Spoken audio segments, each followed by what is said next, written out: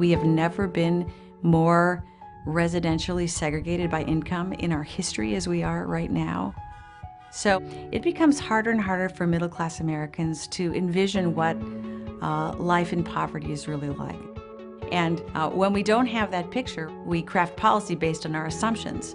And as we grew farther and farther apart from the poor, the more and more likely it is that our assumptions are going to be wrong.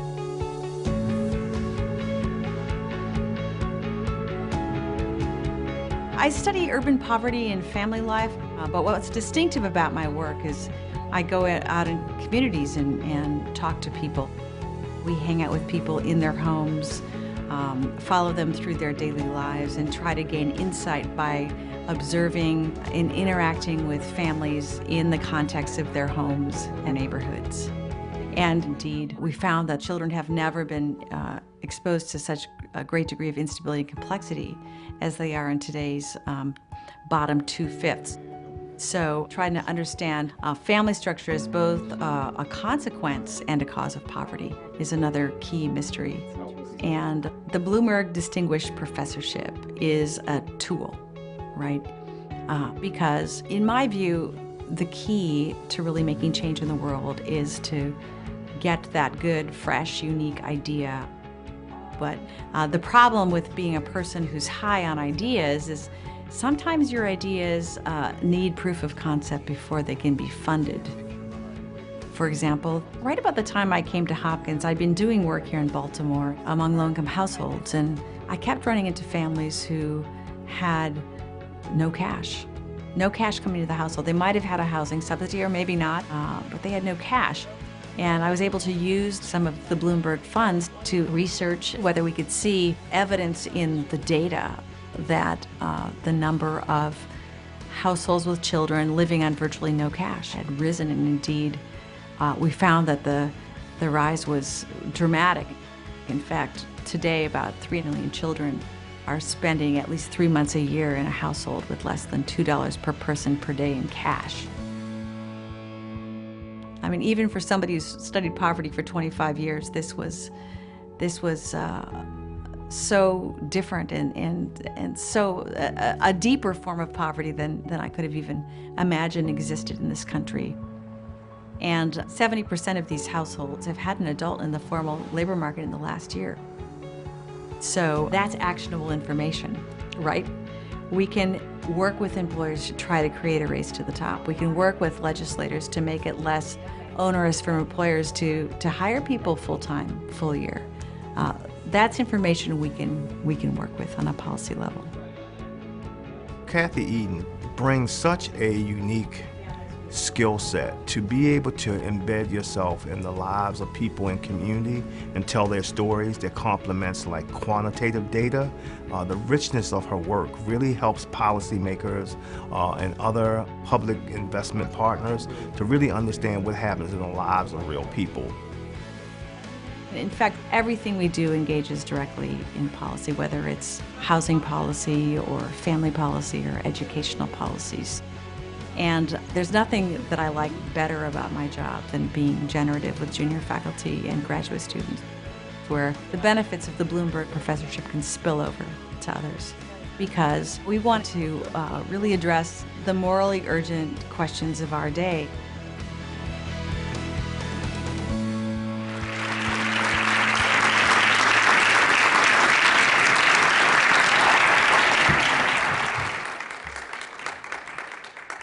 So I was here in Chicago last fall in a lovely home at Fullerton Avenue with some of you.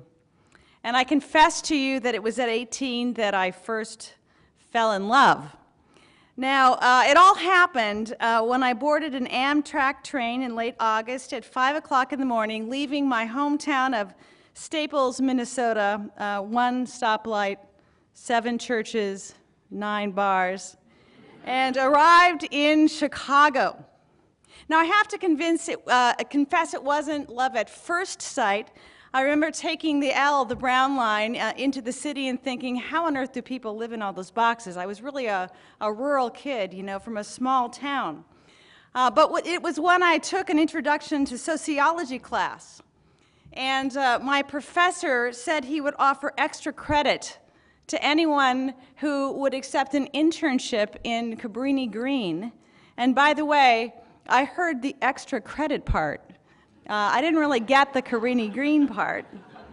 That my love affair with the city of Chicago really began. So I remember taking the L, I think it was the Clarkin Division stop, sometimes in 40 below weather to travel to Cabrini Green. And in those years, I became fascinated by this single square mile. We're just, very close to right now, right?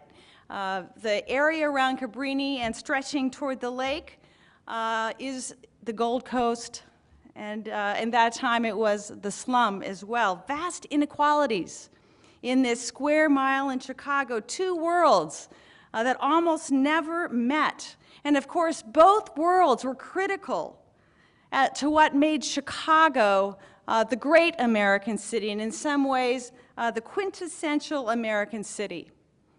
And it was in those experiences that my career path was set. Now, I need to tell you something else, that it is possible to fall in love again. Fast forward to the summer of 2010. At this point, I'd been teaching at Harvard for 3 years and leading the multidisciplinary program in inequality and social policy there, a university-wide effort.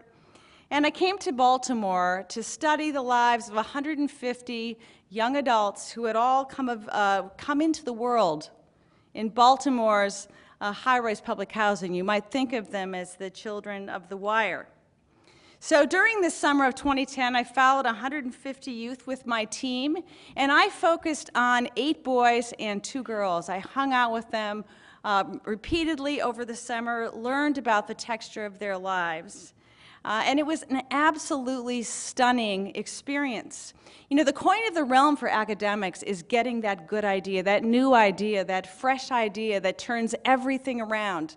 And what I realized was that I was learning more from these kids in one summer than I had learned from 3 years of attending seminars at Harvard. So I began scheming. How am I going to get back to Baltimore? How am I going to make this a part of my life? This was clearly something that I needed more of.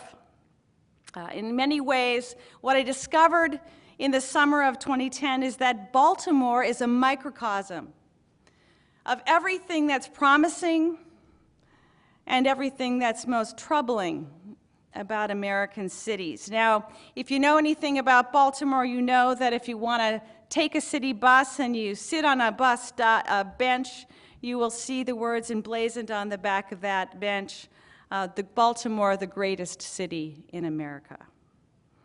And I actually believe that.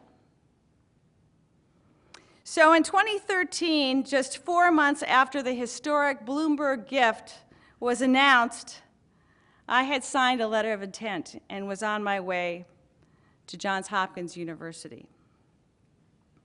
So you might wonder what happened next. In late December 2014, arm twisting occurred, and I took the reins of what would become called the 21st Century City. And this initiative is really based on a key intuition. And it was an intuition that was honed during my early days walking the streets and meeting the families of this great American city.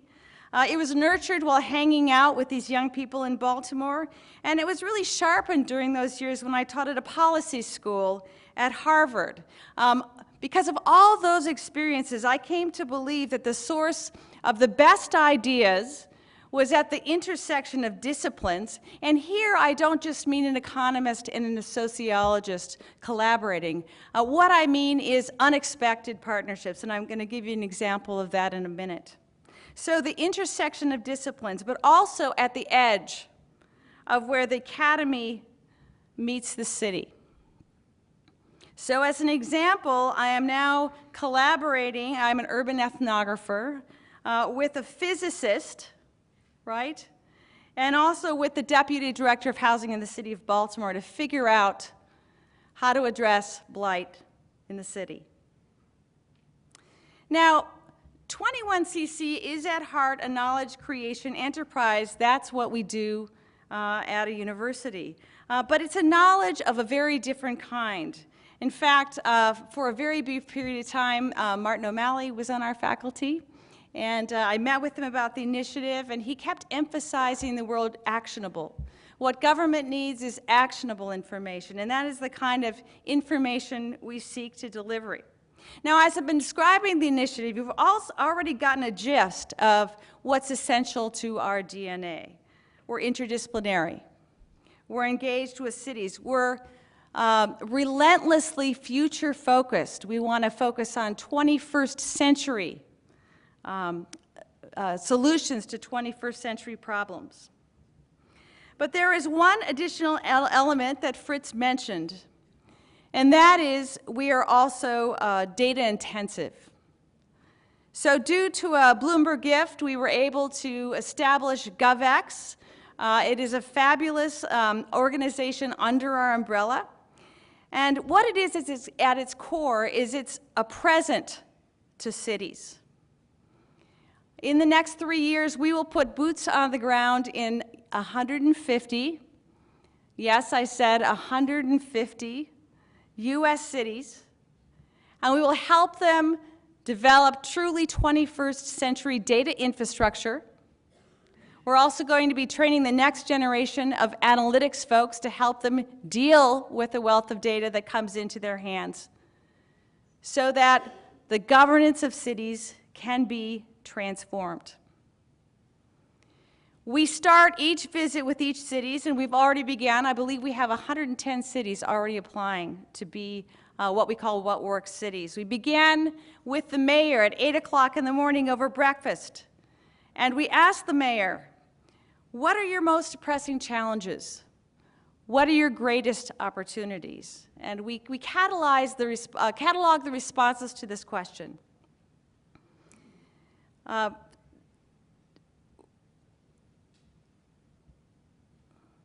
Having a hard time reading my handwriting here.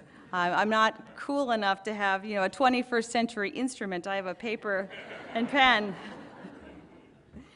So here's the magic of GovX for Johns Hopkins University, right? It's practical. It's something we can give cities. It's a way to get buy-in. But it also creates an unprecedented body of data. For academics, data are like candy, right? Data for an unprecedented pool of data collected with consistent metrics that could encourage a truly new breed of research. Many of you have probably been following what's been happening in Baltimore, and I do want to talk about Freddie Gray. Because of the seed grant and postdoc funds we were able to raise for 21st Century City, we've been allowed, in response to these unprecedented events, to embark on a grand experiment. We call it rapid response research. Now, if you know anything about the Academy, you know that the words research and rapid never go together. So what we're trying to do here is to create real-time information to inform the conversation. We may even have products by end of summer.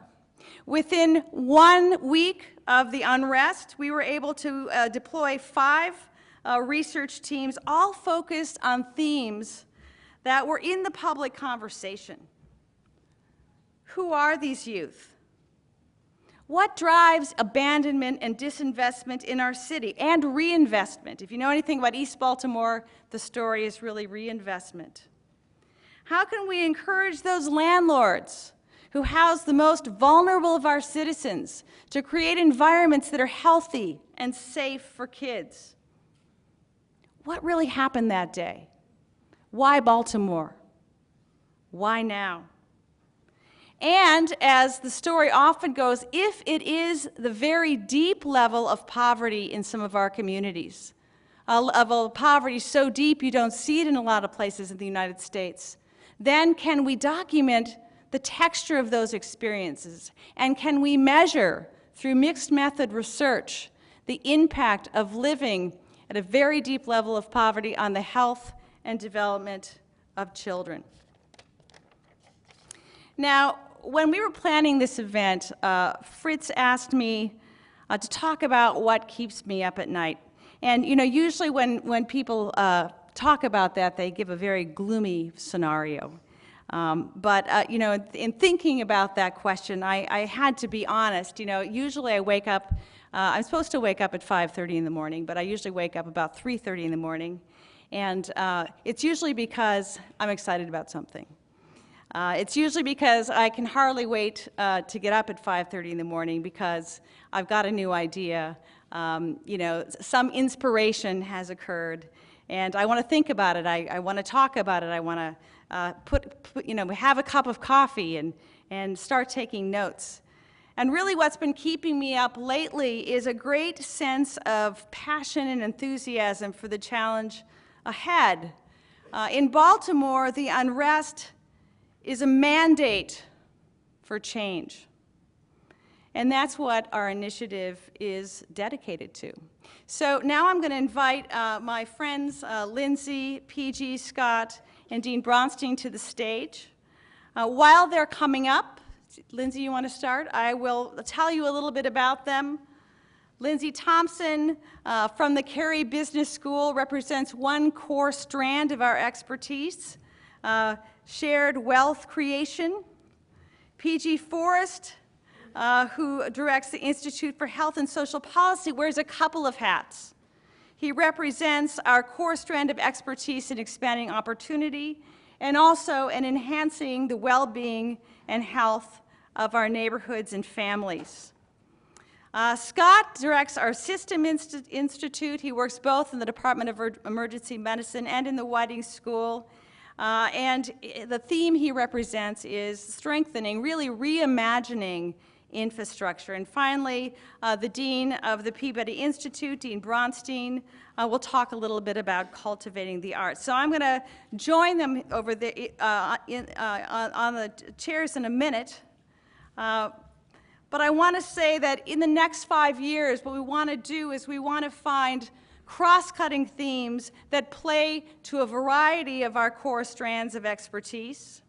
And we want to use key tools that take advantage of how professors think, what motivate professors. First, professorships, especially cross-disciplinary professorships. So you build the impulse of cross-disciplinarity into the job. Second, seed grants and postdocs, so you can create a core passion and some resources for these unexpected partnerships I told you about. Third, working together to train the next generation of cutting-edge researchers, doers, students like Janice, who will carry out this legacy long after our energy has expired. And finally, data. Again, that Professor Candy that is so essential to feeding the vital work that we do now and that we intend to do. So we'll start with you, Lindsay. Okay. What excites you most about cities? Well, I'm really excited to be here in Chicago, and I'm very modern. I'm live tweeting here. I am thrilled to be in Chicago. I'm an alum, so I'm really glad to be here with alums. And as a typical Hopkins kind of thing, I'm a classicist from the Arts and Sciences School, the Krieger School. Welcome to our new dean. I'm a classicist in the business school. What kind of a deal is that? And I'm really excited to be thinking about what can Hopkins do to bring together the greatest knowledge and thought leaders in the world with the greatest practice leaders in the world to really transform cities so that they're not just engines of wealth, which they've always been, but they're also catalysts of human flourishing in all its dimensions. And as a classicist, I started out thinking about cities in the 4th century BC, the 4th century of the Common Era, and over periods of time, I mean, I think in millennia, this phenomenon of cities as huge as they are now, like in the millions, is really, really new. And in probably You probably all know that in 2007 we started a business school. We were late to the game, but that was also the same year that we were just preparing and getting ready for the 2008 global recession. What a great year to start a business school. And that was the time that humanity crossed the threshold into the urban century. Now we are, depending on how you define it, at least 250,000 years old as a species, possibly 1 million or more. But we spent all our history in small communities, in hunter-gatherer bands, agrarian communities of maybe 100 people. A big city in the ancient world was 50,000. Chicago in 1840, 7 years old, was 4,500 people. Chicago in 1860 was only 112 people, and it was one of the top 10 cities in the country. This huge explosion of cities has just happened in the last 100 years. So now we have a situation where 80% of the GDP of this country is produced in 100 cities on 12% of the landmass. And Chicago is one of those great cities. Well, we're not wired as a species to really live in that kind of environment. And we can see that we have these big disconnects and gaps. The cities work great for some people, and they don't really work well at all for other people. So one of the great challenges that I think is exciting is how do we really bring together these best ideas and you, the people who actually put knowledge to work, and build this global network of this big laboratory, this human experiment of how are we going to be an urban species? How do we really make that work? And we can create all the knowledge in the university, and it can go out into the ether or go into the journals that 12 people read. What really is exciting about the Cities Initiative is that we can connect with you, and you can put that knowledge to work. And we can ladder our students into these networks of practice leaders and experts who can collaborate and making our cities really work for everybody. That really excites me. So Lindsay is, kind of exemplifies an unexpected partnership in just one person, which is terrific. And actually, that's sort of a theme of the kind of people who end up getting involved with us. PG, speaking of timing, the School of Public Health, where you sit, is about to experience its 100th anniversary. It's kind of astonishing. We're very excited about that. Tell us what, you're a newcomer to Baltimore like I am, but what makes you most excited about revitalizing cities? Yeah, maybe I should start by telling the story of the Institute, because it's a new creature within the Bloomberg School of Public Health, but it has existed at Hopkins since the 1960s, the beginning of the 1960s. It was created as the Center for Metropolitan Planning in 1963. And we have kept the same portfolio, a research portfolio that's very much engaged with city issues, housing. I have a colleague working on youth and criminal justice. I have a colleague working on the impact of NGOs on policy at local level. When I came to Hopkins less than 2 years ago, I came with a preoccupation for building policy capacity at local and state level. A lot of my research is taking place there, trying to help cities and state government engage in substantial reform and help them support those reforms. A good example of what we try to do, we have an initiative now on climate change that is quite ambitious, and I think it's again a good illustration of what we try to achieve, because it brings immediate results and immediate benefits, and I think this is important in what we do, and you insisted on this aspect of our larger project. We address problems like respiratory diseases and obesity, but it has also an impact trying to protect vulnerable people.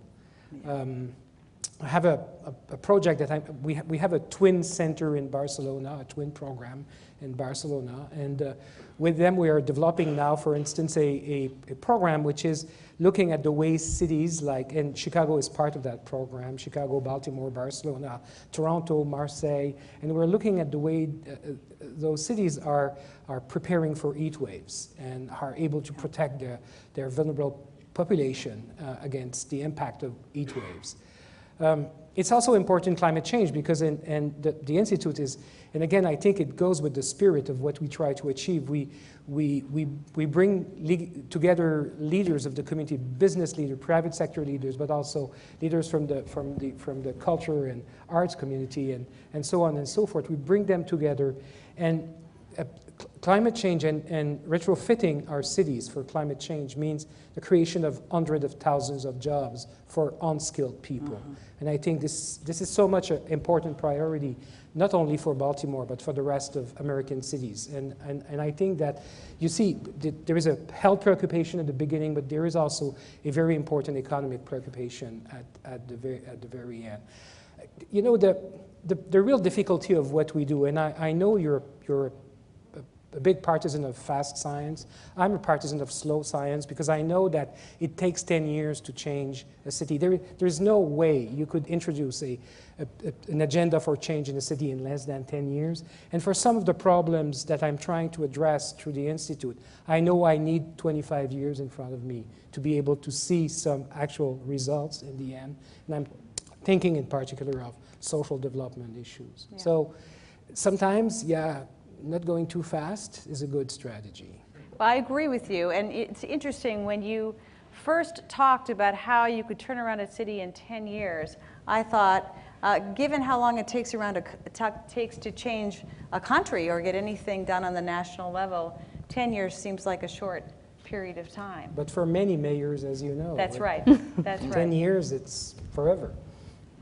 So Scott, you know, we've talked about a couple of things as we prepared for this event.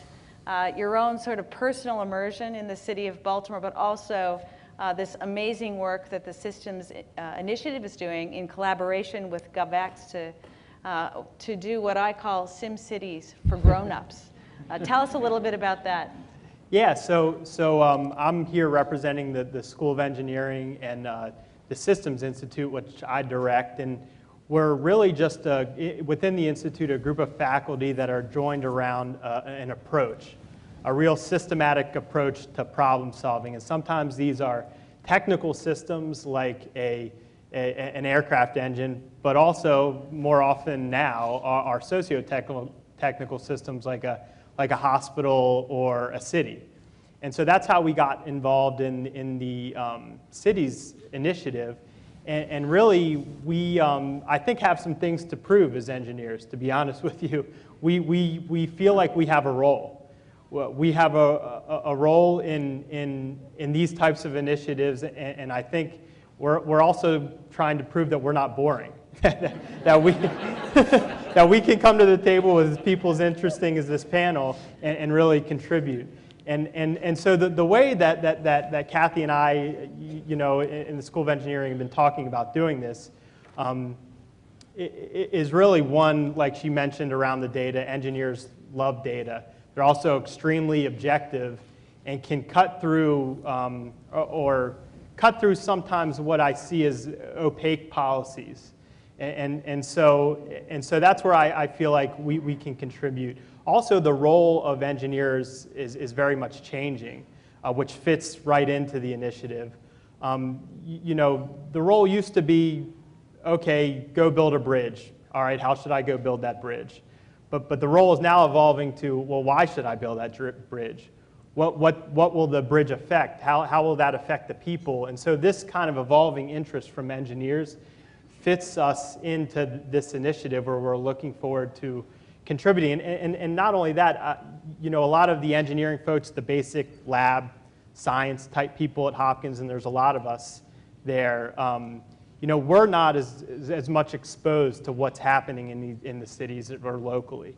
Our research doesn't naturally bridge to the community like some of the folks here. And so what we're hoping to do as part of the initiative is to actually make that is to build that bridge and to expose faculty to the communities and see why they're doing their basic research that they are doing. So that's why I guess we're here and part of the city's initiative. Yeah, and we are going to be feeding in real-time data from GovX into your models, which I don't fully understand, to be able to help cities predict what key investments will actually yield, right? Right. The data and the modeling that a lot of the members of the Institute do, I'm hoping can take the data-driven cities decision-making to a whole new level. And we do a lot of work that I think can influence policy. So hopefully we'll be having a demonstration of some of this magic soon. I wanted to push back on PG for a minute, though. This rapid research idea is really cool because I, too, do very slow research. And just to give you an idea of how valuable it is to be able to take a, so we're just playing here, right? We don't really disagree on this. To take a situation like well, I didn't see what he did. You can tell me later. Take a situation like the uprising and be able to sort of feed into the public conversation in real time. I want to just turn to Janice before we go to Fred. And I will say that Janice is an intern with us this summer working on the rapid response team. And her role is as an interviewer with the kids in Upton, Penn North. This is the stretch of Pennsylvania Avenue. The neighborhoods meet right at North Avenue, right? So right when this happened, and Mondawmin Mall is just a few blocks north then in Penn North. And Janice and our team have been out talking to young people aged 16 to 24. I want her to talk about two things briefly. She's just going to stand up and turn around and talk loudly to you. I want to ask her what the kids have been telling her, and I want to ask her how the internship, which philanthropic dollars paid for, has impacted her. So, Janice? Yeah. All right. Hello. Thank you for the question. Yeah, like Kathy said, I've been going this summer to neighborhoods, knocking on doors and talking to some of the youth in the city about how the uprising happened, what their life experiences are, and what they think is the future for Baltimore. And I'll tell one quick story I think that'll answer your question. And it was a recent interview with a young man. He was 19 years old, and he expressed a sentiment that everyone else has been saying. And he said that everyone else is telling them how they should feel about the uprising, but that nobody he's talked to has asked him how he does feel about the uprising. So that was us giving him a voice, and we're guiding their autobiography in a way. So Janice, what do these kids want? You know, I remember when this happened, the dean of our business school called me up and he said, what do these kids want? What are they telling you? It's one word: they want jobs. And especially in the summer months right now, when it's getting hot, there's nothing else to do. School's out, and they're all looking for jobs. And we're hiring, I think, 8 of them. So we're helping, but jobs are what's on everyone's mind. Okay, so Janice is also actually telling us about her second internship. She's actually had 2. One took you to Ghana and one took you to the streets of Baltimore. Tell us a little bit about the importance of those experiences for you. Yeah, so I came to Hopkins, I'll be brief. I came to Hopkins on autopilot, and I was like, I'm gonna be a doctor, and that's the end of the sentence. And it wasn't until I took a Native American history class that looked at the impact of Native Americans medically since colonialism did I think twice about, did I take a pause? And that led me to applying for the Krieger Family Foundation grant, which took me to Ghana. And I did an ethnographic study about how cultural practices were affecting the medical practice in the country in one of the villages. And leaving Ghana, I was motivated to look at public health and public policy in a meaningful way and looking at how I can have an intervention in that. And that's what drew me to Kathy, and that's what drew me to 21cc. And that grant was $3,000. It wasn't all these, billions of dollars everyone's talking about. It was $3,000 that, has changed the trajectory of my life. I'm decided to get my Master of Public Health and, investigate things a little bit more before I jump into anything. But yeah, that's just the power of philanthropy, I guess. Thank you, Janice. That was wonderful.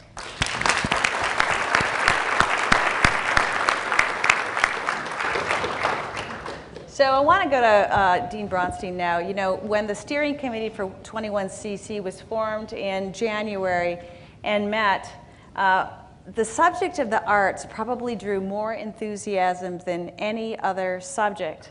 And so I decided we really needed Peabody as a partner, and I went to your office, Fred, and we met, and I'm the daughter of an artist.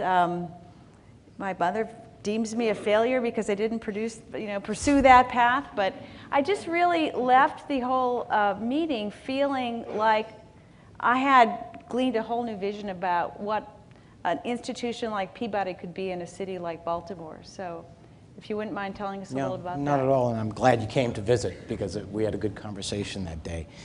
I think that I guess I would begin by just asking the questions that I think needs to be asked, which is, why do arts matter?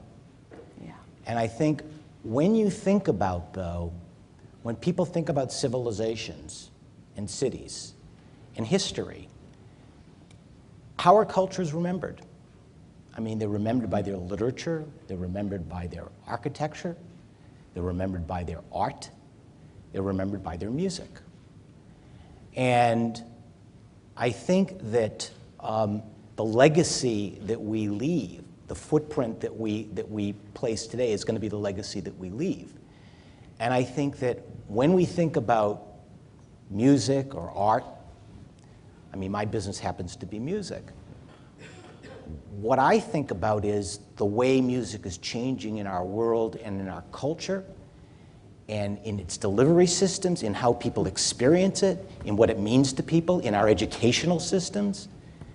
And what that means then is that the way we are preparing our artists today is going to have a very direct relationship to what that footprint is in the future when none of us are here. And so that changing role, and the role that a school like Peabody plays and has the opportunity to play as part of this university and in a community in a city like Baltimore, is really extraordinary. But I will share with you that music schools have not done a very good job historically of preparing artists for the future. We have trained people like it is 100 years ago. And we're trying to change that at Peabody.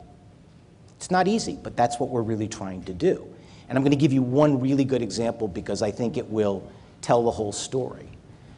In April, and the timing of this was actually a coincidence. One of our students, Frances Pollock, who's a singer and a composer, very, very talented young lady, started to work on an opera about 18 months ago, 2 years ago. And she had come to me in the fall and was talking to me about the project, and I gave her some funds to help to support the project, and because I'm very, very interested in this idea of incenting students and faculty to go out and do interesting things. Well, the opera that she chose as her subject matter was the subject of George Stinney. How many folks here know who George Stinney? Okay. So George Stinney is the youngest person to have ever been executed in the United States. He died in the electric chair at 14 years old in South Carolina. And he was exonerated 70 years later. So think about that. Frances is from South Carolina. And she chose, as the subject of this opera, this very, very dark subject. Well, when the opera was being produced, which was in the spring, it happened to coincide with the unrest in Baltimore. And so when this production was done, it was done in a little theater, off campus actually. When the production was done, it got quite a lot of notoriety, and it was written about in the press and nationally. And members of the Stinney family came, Think about that. It was extraordinary. It was a wonderful production, which Frances staged herself as well. But this is an example, and now, of course, with more recent events in South Carolina, you start to, the way this all fits together. Here we had an example of art. I don't want to say imitating life, but imitating life. And it was a very, very, it made what would have been a powerful production anyway even more powerful. Because here you had this young artist who had done something that was contemporary, that was relevant, that was speaking to issues that are as real today as they were in 1944. And so when you think, if you doubt in any way the impact of art or music on cities or our country, I mean, all you got to do is think about that example. And that's why I think this relationship and this work together and the place of music and art in this kind of discussion, I think, becomes not peripheral, but actually, I would argue, central to it.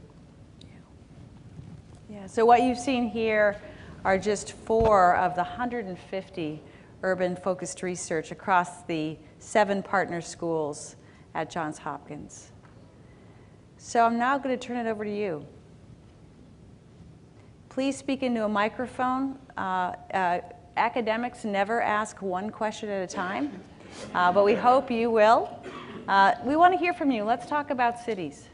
All the way in back. Is there someone? Don't be shy. Right there. Black sweater, yeah. Thank you. I really enjoyed all of your comments, and I absolutely support the views that you've expressed. But I'm wondering how you translate this into scalability. You've talked about Baltimore. The size of Chicago is vastly larger, and we have, everybody reads the press, the chronic problems that we have with crime and murder and all of this. How do you translate your academic research into something that can have a true, tangible impact in a city so much larger? Well, we're really not about Baltimore only. We're about revitalizing cities, of which Baltimore is one. Having spent so much of my time in the city of Chicago, and I was here in the summer of 2012, I would certainly place it, the north side maybe seems revitalized, but the south side definitely makes it it's an amazing city, right? It's such a city on the make even now with just the rapid and vast demographic change. But what we really seek to do, in sort of grand Hopkins fashion is to try things. We know, we think we know, for example, that one way to stem violence, right, is not necessarily only to have greater sort of formal social control, but what we really need to do is to replace and enliven those eyes and ears on the streets. The informal social control we know that is so critical for keeping kids and parents safe. So with that knowledge, with that key piece of information, we need to begin trying some things and seeing if we can work in communities to enrich the social fabric and the sense of collective efficacy that's there, so we can build up that informal social control that's so critical to complementing formal social control. Now, you might say, well, how do we tell if something works? This is where I think the data piece is so vital. We all know about the randomized control trial. I've been involved in several of those. Talk about slow research. We try something. We find out 10 years later, 12 years later, whether it worked or not. By then, policy has moved on, and the answer is sometimes irrelevant, even if the program is deemed a success. So one of the things we want to do with GovX is to create the data infrastructure to envision a whole new set of evaluation and tracking mechanisms that can give real-time information to governments as they begin to experiment in various ways. Does anyone else want to respond? Lindsay? Well, this is kind of the idea of City Lab, is that literally, because we're now an urban species and we're all living in cities for the first time in our history, we're all part of this experiment. And so one of the really cool things about this initiative is this is the initiative where you really are the network to make the knowledge work. And we have this huge global network in cities all over the world where if we can connect with you in a proactive way, not just rapid response to a problem, but also proactively build networks of alumni who really are already working on their cities. How can we create that feedback loop, mutual feedback loop, so that you've got a problem and we have some knowledge that we can feed you, or you're working on something that we need to inform our research, so that there's a constant knowledge and practice relationship. That's really, really vital. You are the way to scale. You are the vehicle of scaling this. So this is one of the ideas Lindsay has really brought to the initiative, this idea of an alumni talent bank. So stay tuned and be forewarned. We're going to use you. I saw several other hands there in the middle section. Where did they go? Okay. So it's fascinating to hear all of you talk about the ways you've sort of begun to work together across the different schools and disciplines that you are, and the partnerships you're building and connections with external partners, city managers and others.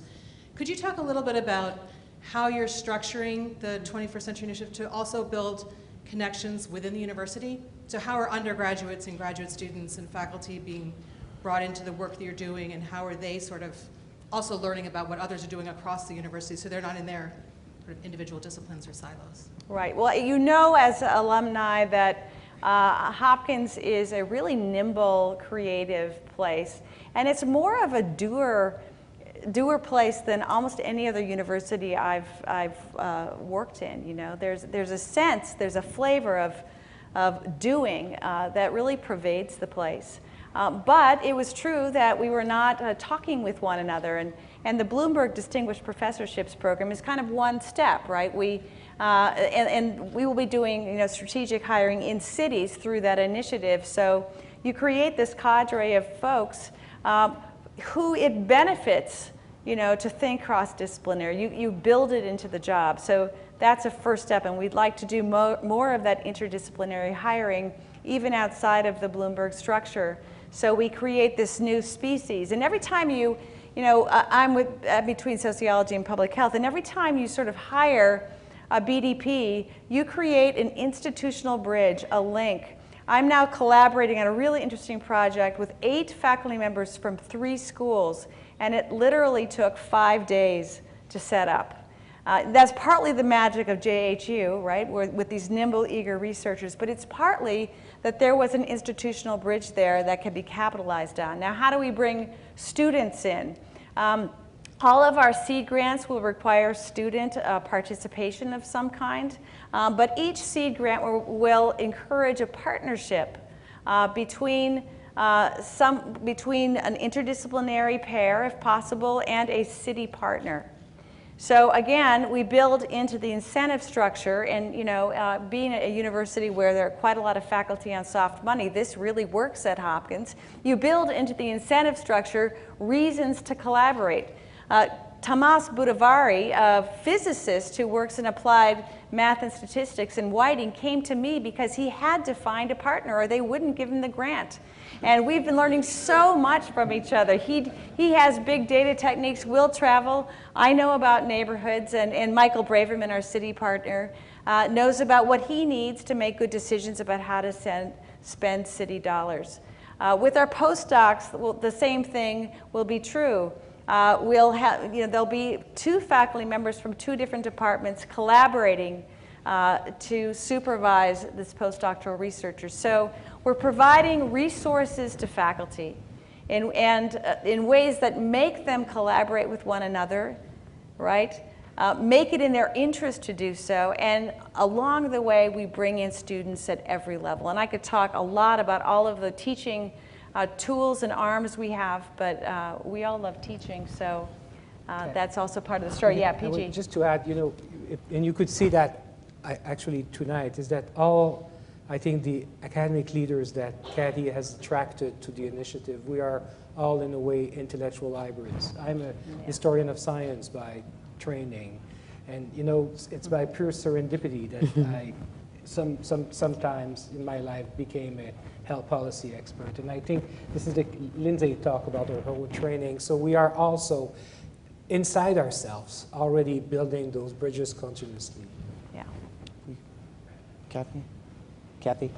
Just one, yes, one thing. Fred. Just one thing I was going to add to say.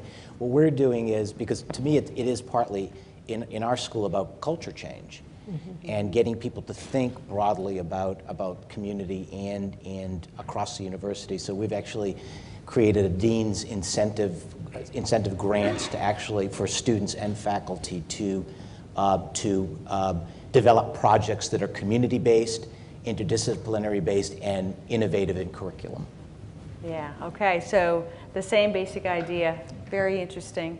Right here, a young alum, right?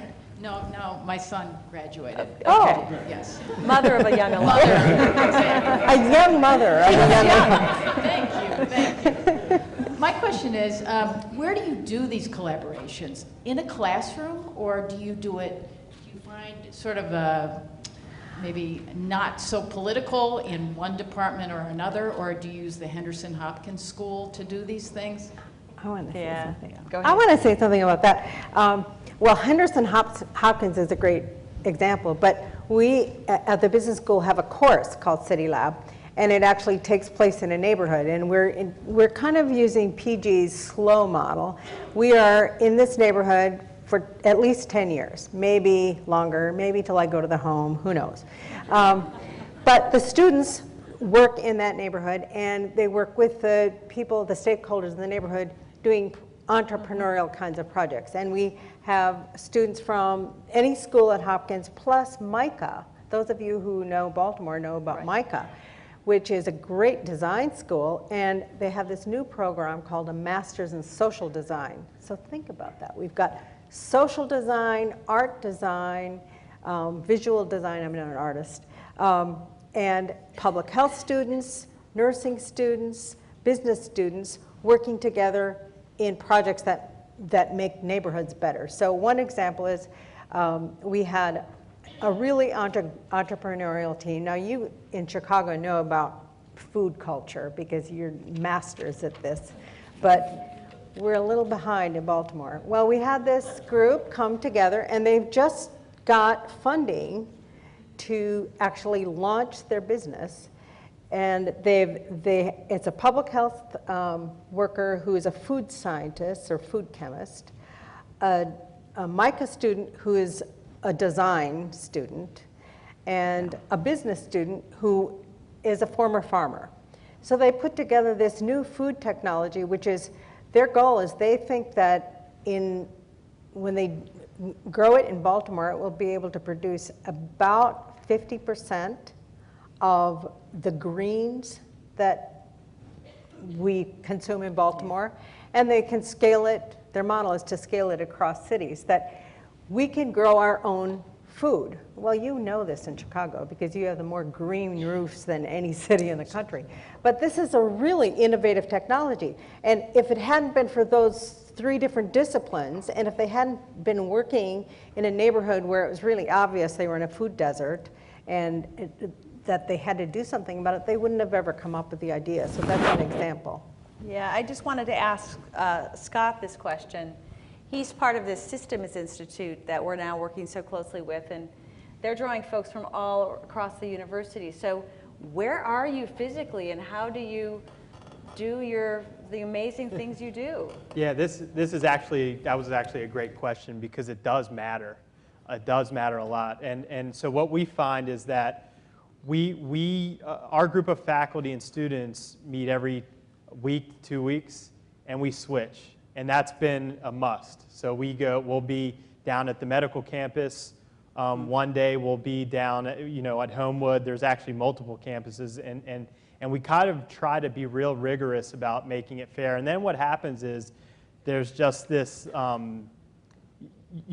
exposing some students on the different campuses. Next thing you know, they're at different places and you don't even know, and you're running into them. So there's definitely an impact, and so that's been the strategy that the Institute's taken, and it seems to have worked. I would like to say it would be nice to eventually, and maybe part of this initiative could do it, to eventually locate faculty from different disciplines very close to each other, even when it's in the same office, and that would be a great thing to happen from this. Yeah, I was going to say we run around a lot, so Yeah. that is what we do, and it would be wonderful if we could have a second home in a physical space. So looking at Dean Wendland here and winking. But the running around is actually fun and productive. I think Scott is right. We do that with our steering committee, and we got to see the work of this interdisciplinary team around farming the other day when we visited the Cary Business School. And sure enough, we found a public health student that was in one of my classes running around with Lindsay's group. So the students are getting around as we move around, and we and them together are getting exposed to the riches of the broader university. Yeah. Kathy, we have a question from an online viewer. Can you get a microphone? Oh, hold on just a sec.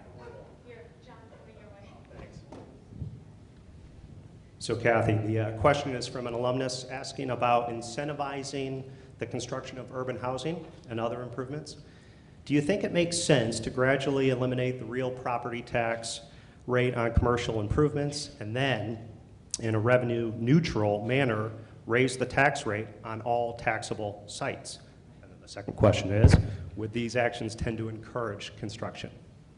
Lindsay, I'm going to turn this over to you. That's a great question. Well, it's not as simple as that. It's an interesting idea, but the real problem here, there are two big problems. One is, who's going to pay for public goods? Nobody wants to pay for them, but everybody wants to use them. And then second, the jurisdictional problem that we have with cities is most cities cross many different jurisdictions, in some places as many as 40 or 50.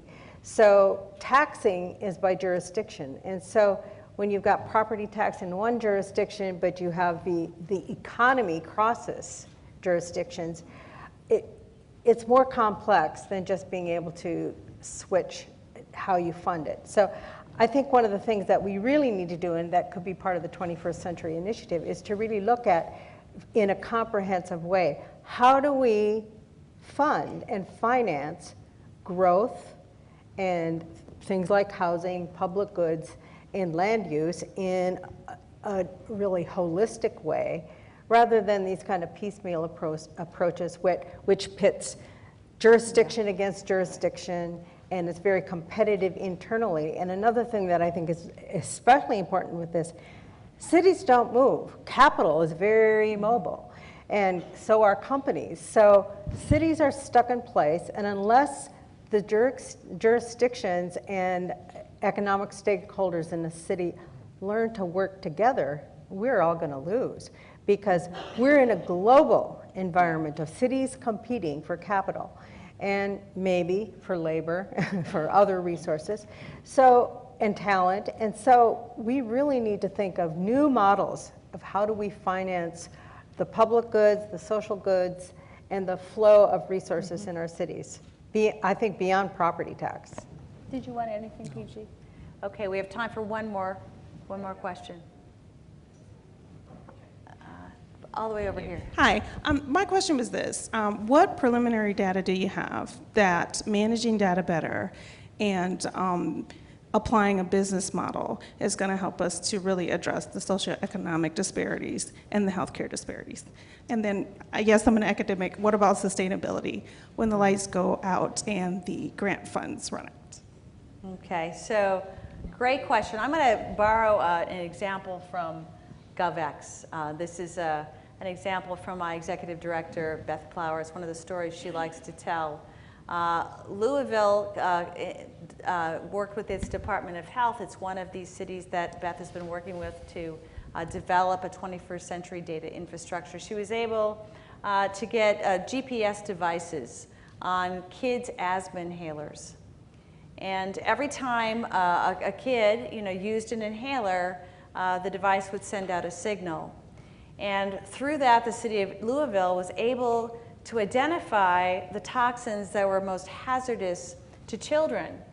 And in addition, they were able to build a case for amelioration because they attached these data to school attendance records. So you could actually look at the impact of having a toxic, a site that interfered with air quality near a school on kids' school attendance. So this is just one example of what you can do with these data. Now what you have to do is build analytic capacity. And we're already exploring the possibility of working to train, sort of the next generation of data analytics people who can work in cities.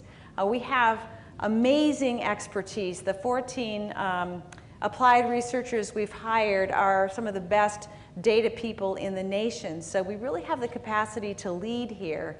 We want to bring cities together in sister cohorts to innovate. We want to do some work with the Systems Institute, for example, to help cities see how their data can build a simulation around housing and bring them to Baltimore and have them meet and collaborate and spark innovation. In terms of sustainability, what we want to do is to create the new normal for cities. We want to, oftentimes, of course, these data systems actually save money. They help cities and even states become more efficient. Beth set up and ran our state stat in Maryland and saved the state hundreds and thousands and even millions of dollars in encouraging greater efficiencies. So if we can change the culture, create the new normal, make this a must-do for cities, in part because it's economically efficient to do so, we'll have created a permanent good for that city that can lead to all sorts of creativity in ways that weren't possible before. Okay.